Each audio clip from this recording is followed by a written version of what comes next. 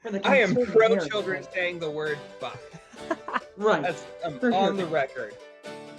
Hello, and welcome to Local Listens, available weekly on Spotify, Pocket Cast, Anchor, and our YouTube channel. On this week's episode, we have Jasey Kay of This Machine Kills Gods. We talk about Jasey limiting herself to at most 5 bands, playing a house show in which over 30 people ended up getting arrested, and stories of other shows being shut down. She tells us the reason why she started going as Jasey Fucking Kay while playing solo, how she's fighting the lack of motivation that the COVID shutdown has brung, and about hopes of shows in the future. Other bands are mentioned throughout the episode, and you can find links to them in the episode description. We also wanted to dedicate this episode to Jasey's lovely cat Lennon, who she had for 18 years. She passed away just days after recording this episode. Welcome to this week's episode of Local Listens. I am Bailey of Bailey Ukulele. And I'm Shane from Sanatorium Hill, and we have Jasey Kay from This Machine Kills Gods. How's it going? so far so good. No issues. The last time we tried to record this, everything went bad. What are So you we're talking about? acknowledging that. We're not just gonna pretend like we got it right. No, we're just gonna rip off the Band-Aid right at the beginning. Tried this before, we fucked up. All right, take two. Take two. You got This Machine Kills Gods. You did your solo thing as Jasey Fucking Kay. Which I just finally lost that Facebook page. Facebook finally caught on to the fact that I had profanity in my title, and they deleted it. Aww. I had that for years. Oh, that sucks. Like, they gave me the option to censor it, but I'm like, I haven't even used that page in 3 years. Like, go ahead, delete it. Actually, my first show I ever went to see at the bomb shelter was, I believe, your last show as Jasey Fucking Kay. Would have been my second to last, because my last show was in a park. Oh, yeah. It was like That 2 was days after that show. Down and out. Yeah, I got added at last minute, and it was supposed to be at a coffee shop, and there was a miscommunication, and we got there and the coffee shop was closed. And the dude who booked it was like, well, we got this spot in a park across the street, so let's just go play some folk funk in the park. And so that happened. There you go. And it was my last set, so I played entirely Mountain Goat songs. Nice.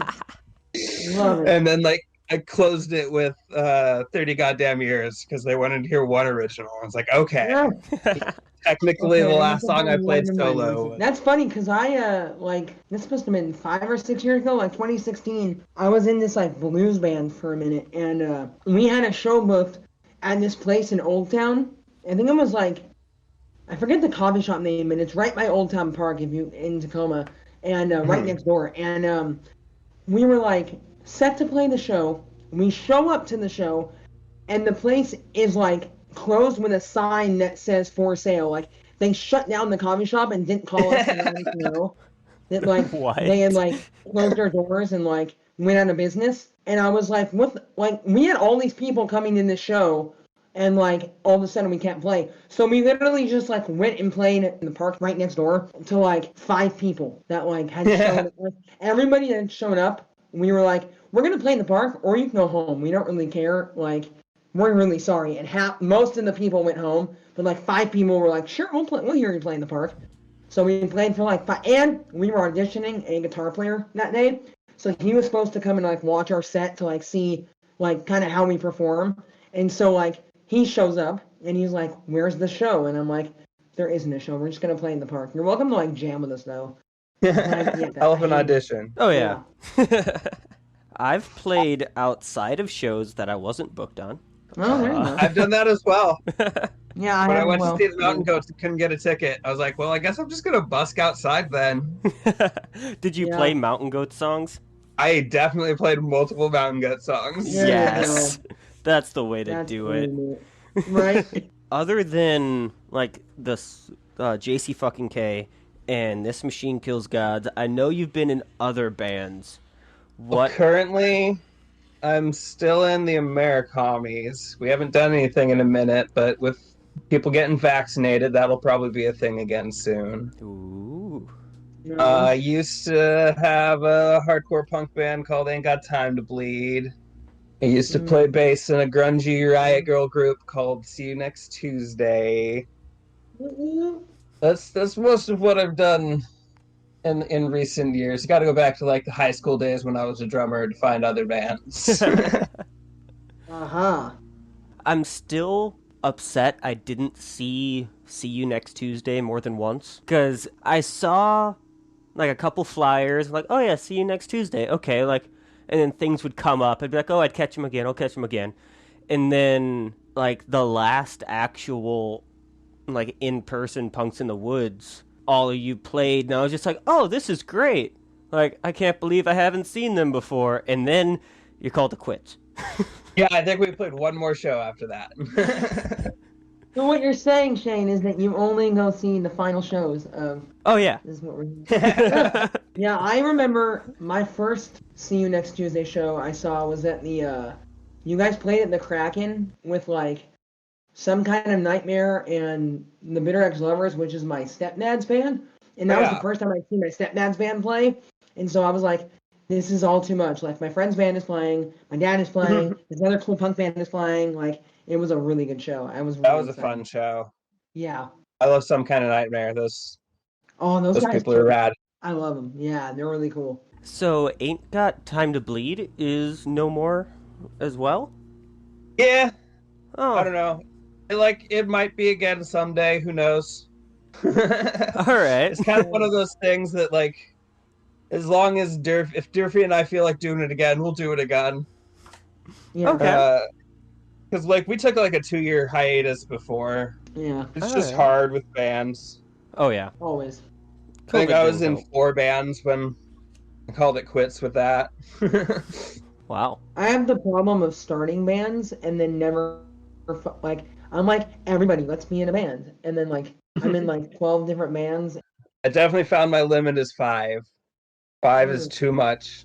Cannot be in 5 bands. At that point, you're just up on stage and you're like, all right, so we're playing this band songs. Oh, wait. Why are these nope. people with me? Oh, different band. Okay.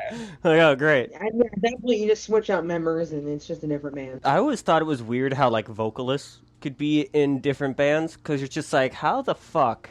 I have a hard time remembering my own lyrics. I can't imagine remembering lyrics Jesus, for, like, same. 5 bands. Annie and I just started practicing again, and, like, I am so rusty. Like, there's, like, I keep forgetting, like, songs that I've played hundreds, if not thousands of times. I'm just like, wait, what's the second verse? Shit. Yep. Yeah, like, sitting in front of lyric sheets I haven't looked at in years. Just like, oh, great. Right. Yep. Oh, I had to go pull up my old SoundCloud to like remember one of my old songs. Oh, geez, that's funny. So, how long would you say you've actually been playing music, though? I mean, as like a singer-songwriter, approaching a decade. But, okay. But I was a drummer in high school, and then I picked up guitar in my like early 20s, but didn't actually start like I played my first show in like my mid to late 20s. I think my first show as like a singer-songwriter was like August of 2012. Wow. So approaching 9 years since I played my first show. Oh, wow. As a singer-songwriter. I'm just shocked that you knew the month and the year, because I do not remember the month and year I played my It was right at the I was like I moved to Tacoma like January of 2012, and it was like right at the end of like my first house here. So I know that we moved out of that house September of 2012. So I associate it with that. Okay. Major life events means remembering your life. Gotcha. I swear, I wouldn't remember, like, certain years of my life if I wasn't like, oh, yeah, that happened. Oh, fuck.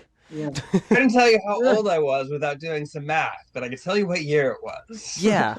I was talking with somebody like a couple weeks ago, and they wanted to double check if I was over 21, which one I thought was kind of humbling. Like, haha. But they're like, Right. so You got a baby face. and they were like, yeah, so how old are you? And I was like, wait, yeah, 27. Yeah. I remember being in my late 20s and getting carded buying a lighter and being like, what world is this? There's so many times like I go to the hardware store to get like spray paint and stuff, and they card me, and I'm just like, like I understand, but like nobody carded me when I was like 15. Yeah.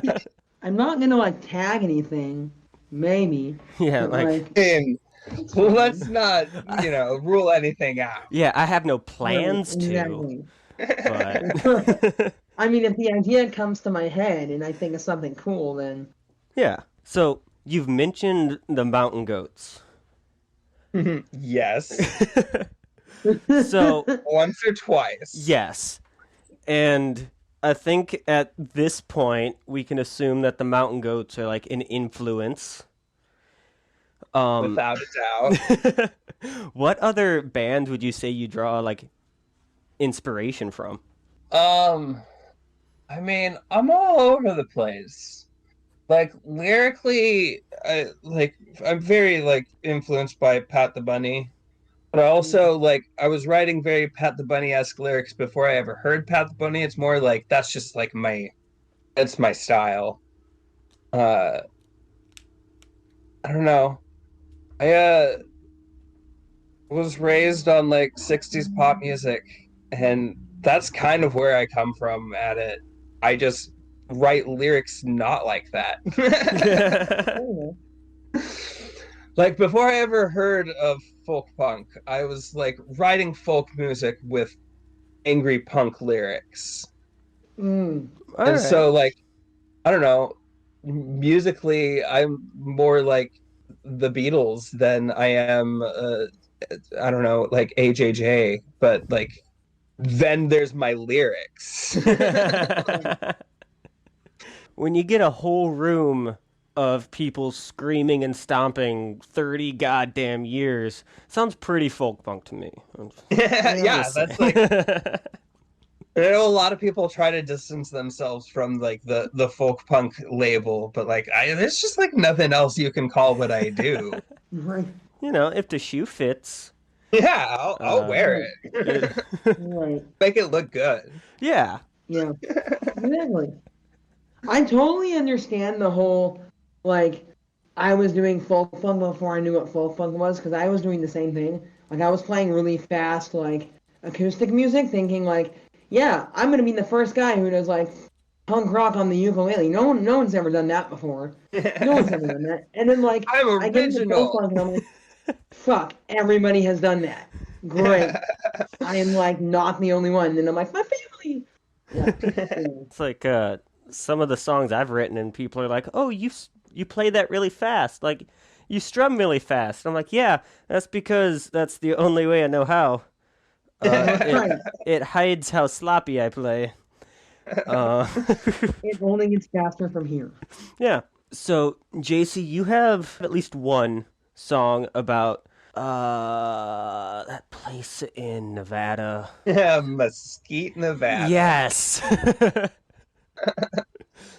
Specifically, a Del Taco in Yes. Mesquite. Yes.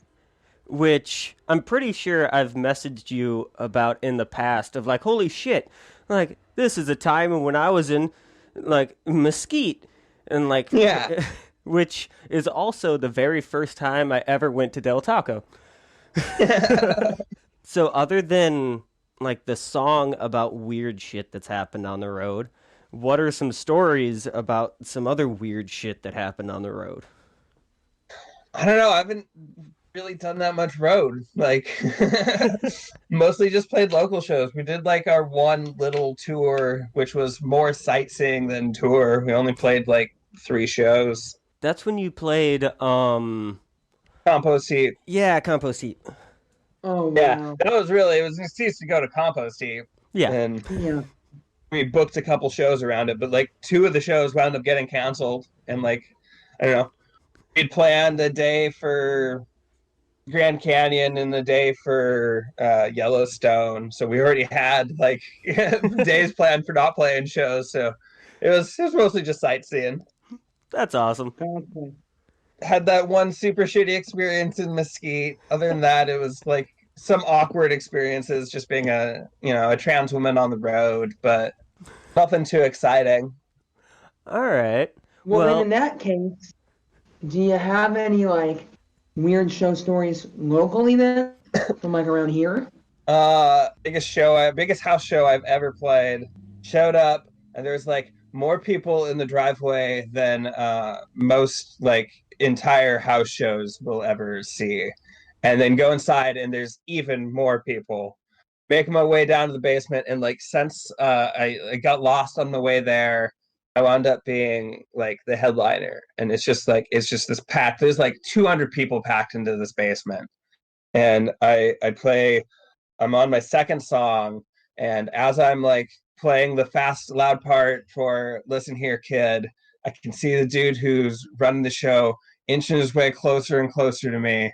And then I stop and I'm about to go into the hey, go fuck yourself. And he whispers into my ear, the cops are here. You have to stop right now. And I just go, hey, oh, okay, apparently this is done. And then Wow. something like 32 underage kids got arrested for drinking that night. holy shit. Damn. It was an interagency underage drinking bust. Wow. Oh, It like made the news and shit. Damn. damn. But I was of age, so I just showed them my ID and left. I'm like, yeah, okay, I'm out of here. Wet in it for a minute, and then I was just like had this light bulb moment of, oh, they can't. This isn't my house, and I didn't do anything. I played a song on my guitar. Right. That's like a nuts. total like movie moment. It was wild. It Mhm. was super intense, and like there was like seriously the most people I've ever seen in a house before. And just like the mood went from so joyous to so freaked out so fast. Ugh. Wow. Did everybody like scatter like roaches like you always see in movies? Not really, because they were like, by the time, I imagine the people outside did, but by the time the cops made it to the house, there was nowhere to scatter to. They Uh, had the exits blocked and were checking IDs on the way out. oh, Damn. that is wild. What? Yeah. Yeah, That might be the wildest and one of the wildest stories we've heard on this podcast. Yeah. and it was a really swanky neighborhood in Olympia, and it was a benefit show for Books for Prisoners, and I can't imagine they wound up giving any money to Books for Prisoners. I was gonna say the benefit may not have gone according to plan. Yeah. Sorry, we tried. would have been really good if it hadn't ended so poorly. Yeah. Right. But that was wild because I was supposed to be like second or something, but like we got lost on the way there, uh, and so I wound up being last. Oh wow. Damn. Do you remember like what other bands played? No, and like I don't think I knew any of the other bands. It was like I knew the promoter, and she asked me to do it, and I was like, yeah, okay, I'm down. Like Ain't Got Right. Time to Bleed had done another benefit show with that she had booked before that, so I was like, cool, I'm down. And it was like a last minute venue change to the house it wound up being at. So if it had been at the original house, maybe they wouldn't have gotten in trouble. But it was way too many people for that nice of a neighborhood. Like Oh, I can't imagine how many people called the cops. Yeah. well, that's not the only show you've played that's gotten shut down by. I've definitely played multiple shows that have been shut down by the cops. That was just like the wildest and the only time where I was playing when it got shut down. All right. Because I remember going out to see you. I think Izzy played, and some other band was going to play, and it was It was at Jamie's The place. Jamie's house. Yeah. Yeah. And that got shut down and had to get switched to the bomb shelter. Yeah. And yeah, it was Ain't Got Time to Bleed and the Meat Beaters. Yeah. Yeah, and like half the show happened in one venue, and then the other Yeah. half happened in another venue. Yeah. Wow, crazy. Yeah, DIY. Right? I know when Days and Days played Bomb Shelter, that got shut down by the cops. So that was during Days and Days set. Oh wow. There was also Mm. like 30 people up on the roof, and it was out in the yard. I mean, out in the driveway. Like Oh. Yeah. that was also like, yeah, of course that got shut down. Yeah. Right. Yeah, you can't expect that to not get shut down. I mean, it's freaking Days and Days. There's gonna be like way too many people at the show. I mean, there wouldn't have been enough room in the house. There was way True. too many people. I mean, yeah, True. seriously. I'm pretty sure that was the first show that got thrown in the driveway because it was just like there was no way that there was going to be room in the house. Wow. Right. Yeah, that happened before I knew what the bomb shelter was, because I Yeah. was working with Joy, and Joy made some comment about like Mischief Brew or whatever, and I was like, wait, you know of the thing? Because I was like fresh out here from the Midwest, so like I didn't really know anybody. And then I was talking to Joy, and she was just like, "Oh yeah, there's this like Days and Days is coming through," and I was like, "Wait, what? That's cool." And then didn't think much of it, and then like a couple weeks later, I worked with Andrew, and Andrew was like, "Oh yeah, Days and Days played it, like this place I stay," and I'm like, "What the fuck is going on?" You're like, does everybody know Yeah, what is happening? and then Weeds branched out from there, and Now been you're about- part of the scene. Yay! Now here you are, part of our crazy messed up family. Oh yeah, yeah, I love it. Yep. The scene out here is actually so like accepting in the Midwest, where it's just like, oh, there's a folk punk band. Oh, you mean We the Heathens? Oh, other than that, I don't know what the fuck you're talking about. Yeah, you know. Yeah, we've got a pretty good folk punk scene out here. Yeah. Yeah, It's true. it's definitely grown over the years. Yeah. Back when I like started playing, basically I would get booked at coffee shops and that would go terribly. Or I would open up punk shows, which would go great. Ask, when you were getting booked at like coffee shops, were they booking you as Jasey Fucking Kay? Yeah, that was before I chose that scene. And like my first time getting booked in a coffee shop, I'm playing my first song, which I open up with "The Only Good God Is a Dead God." Yes. And I Nice. go to the line, "Gotta crucify God." And this Right. woman who is standing in line to get coffee with a baby in a stroller and her husband in tow just goes, "Well, fuck this," and storms out the door. And I spend the entire rest of the set just being like, "Oh fuck, what have I done?" And just like a thought that I just ruined my chances with this promoter. And as soon as I get off the stage, I run up to him and I'm like, "I'm so sorry." He's like, "That made my day." Like, I might not be asked you to play here again, but I will definitely ask you to play again. That is awesome. Yeah, I put Jasey Fucking Kay. If you're booking Jasey Fucking Kay at a coffee shop and you get upset because I say some swears, that's on you. Right. Yeah. And then that's your name is what you Basically the said. same idea with This Machine Kills Gods. Like, Right. I'm not your grandpa's folk artist. Right. Yeah, I played a coffee shop. Well, I guess technically twice, but I was booked to play a coffee shop once, and it was us and one other band in some coffee shop in like Snoqualmie, and it was called like the Black Dog or something like that. And we're like, yeah, cool, this is gonna be cool.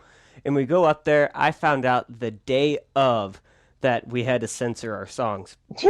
Oh no. And I remember telling Shannon, like, oh yeah, okay, we'll go through our set and I'll just like not say certain words. Like, it should be fine. And we did the set like all right, before we left the house. And then I got there, and then like the first F-bomb came out, and I was like, oh shit, into the mic. Damn. And then the rest of the set was like basically instrumental because I couldn't say anything. Yeah. Really? It was wonderful. When I did my set for Northwest Spotlight, it was like had to be okay for a TV audience. It's like, what songs can I play? Yeah. Right. I was able to come up with 5 where I only had to censor a couple of them.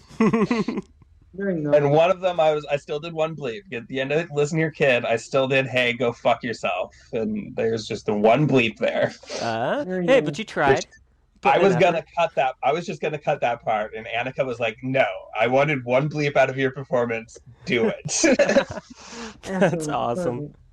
One time, I played an ice cream shop, and I did not self censor at all. And there was multiple kids there. There was a woman there with like a 2-year-old, and I was so nervous. And that 2-year-old loved my music so much. That is awesome. Like, so happy and dancing the whole time, and her mom was super into it. Yes. You know, there's something to be said about like when you play a show where they say we need you to censor yourself or we need you to censor a few songs. There comes a point where you're like, you know, at some point they're gonna hear the F-bomb. It's just in a song. Like my mom, when I was growing up, we made a rule that I was only allowed to swear if it was in a song. And it totally worked. Like I didn't start swearing until I was like 16 or 17 years old, but like, you know, like, or at least at the house. But like, it just, I don't know, there's something to be said about like, you're going to hear these swear words eventually. You're going to hear about this topic or this thing or whatever later on in life. Like, why not hear about it now in a song where it's going to make sense to you probably? You're probably not going to hear it again. You're just going to hear it in this one song and then you're going to go on about life. Like, it's not the end of the world if some kid hears the word fuck. They're not going to repeat it most likely. You know what I mean? Like, I hope they do. I mean, I do too, but I'm just saying, like, for the I am pro children saying the word fuck. Right. That's on the record. There's the sound clip for the beginning of the episode right there. I think my favorite story of like a musician getting censored is actually a Pete Seeger concert. I forgot what country he played in, but he was given like a list of songs that he couldn't perform, and it was like the majority of the songs he was going to play anyway.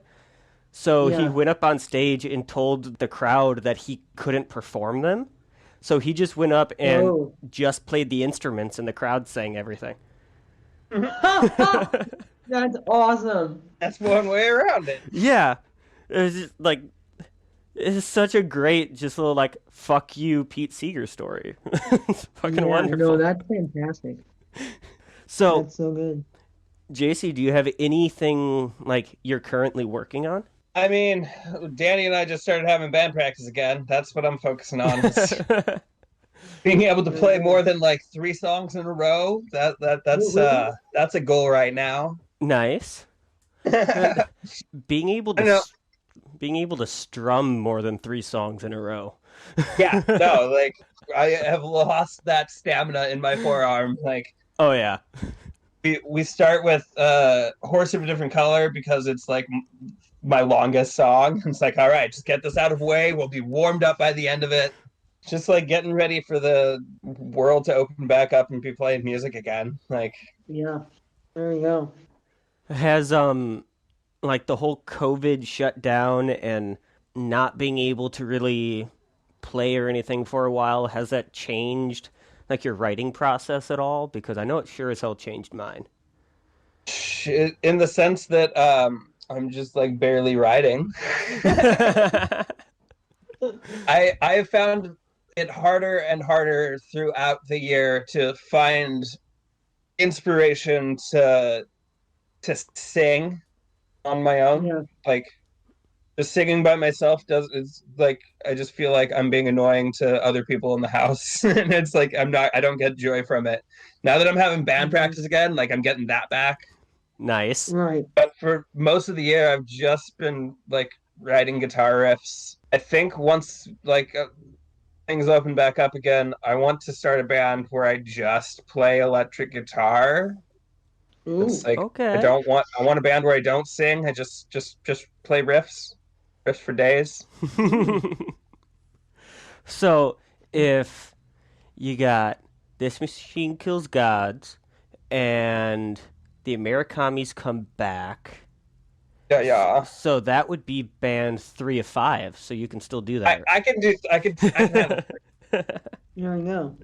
Danny and I have been talking about how once we come back, like I don't want to play as many shows. I want to focus on making each show we play like an event. Ah. Okay. So like I don't want to just be like, all right, it's the weekend, so you get to see This Machine Kills Gods play the same set you've seen us play 17 times before. Right. It'll be like when you see us play, it's like you're excited because you're like, man, I haven't seen them play in so long. Like, let's do this. Like, Ooh, what are they gonna play? Are yeah, they gonna exactly. bust out different instruments? Are they gonna have someone else playing with them? Ooh. Ooh. Ooh, wait, now I'm intrigued. Yeah. Big things to come. Big things to come. Ah. Ooh.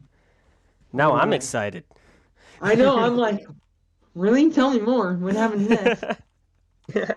Well, that'll be fun. I am so excited to see shows start popping up again, but at the same time, Yes. it makes me super nervous because now my social anxiety is through the fucking roof. Oh, for fucking real. I was talking about how I like for the past year there's like I've just constantly thought about how bad I want to be playing shows again. Oh my God, there's like nothing I want as much as I want to be playing a show again. But oh Yeah. my God, the idea of being at a show is Yeah. terrifying. Yeah. It's gonna be like one of those like silent discos, but it'll be a silent show. No one will talk. They'll just get up, play their set, and then everyone will just stand there and like bob their head. No one will talk to each other. See, That sounds good for me. yeah, I would Right? be all right with that. Just like, cool, all right, I'm Yeah. done. No one will Uh. know how to talk anymore, and they'll just be like, "So, how's it going? Hi, everything's fine," and then get back to just listening to the music. Yeah. Weather we're having. Right.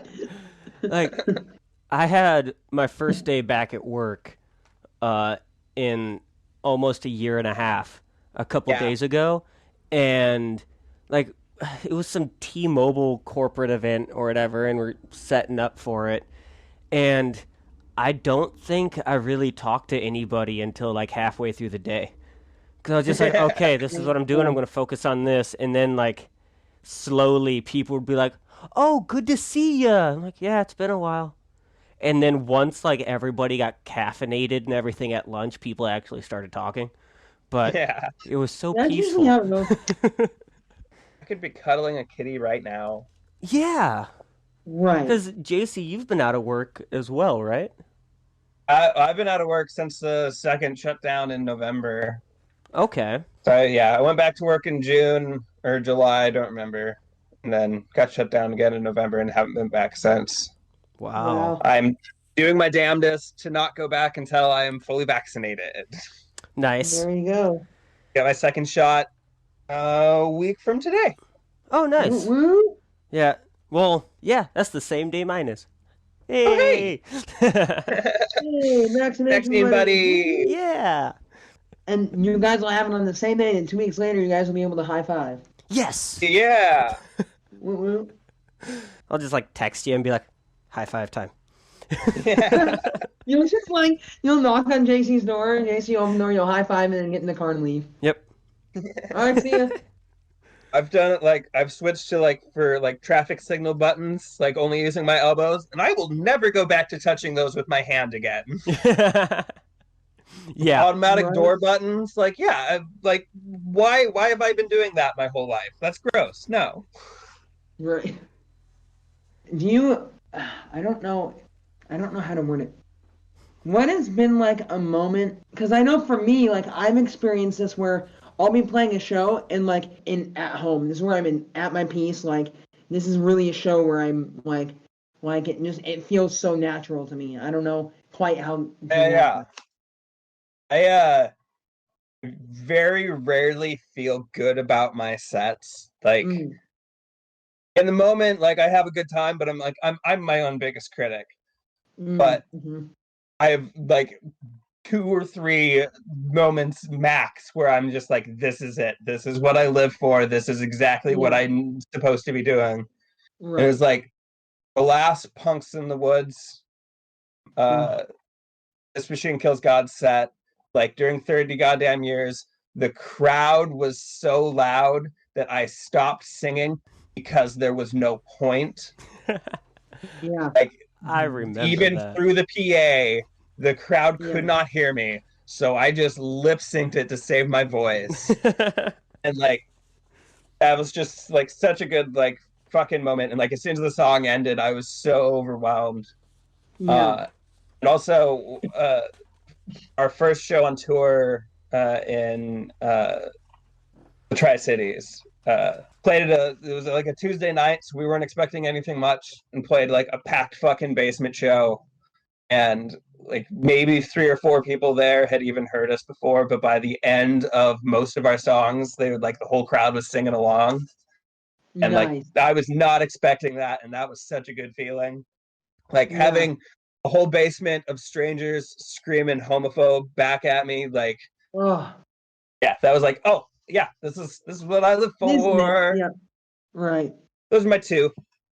Yeah, that I mean that definitely takes the cake for like just having the people that sing your songs back to you, and you're like, you know my song, like you actually know the words. What like, a great feeling! It really was my though. drug of choice. That's the moments I live for. You know, that is my drug of choice. I chase that high all day, every day. Oh yeah. Yes. That's a great way to end. Yeah, I think that's a good ending right there. Here's a song from JC recorded with This Machine Kills Gods, entitled Homophobe. Thank you so much for tuning into this week's episode of Local Listens. And next week's guest is Brandon Walsh of Punk with a Camera. We hope you tune in next time and have a great and music-filled week.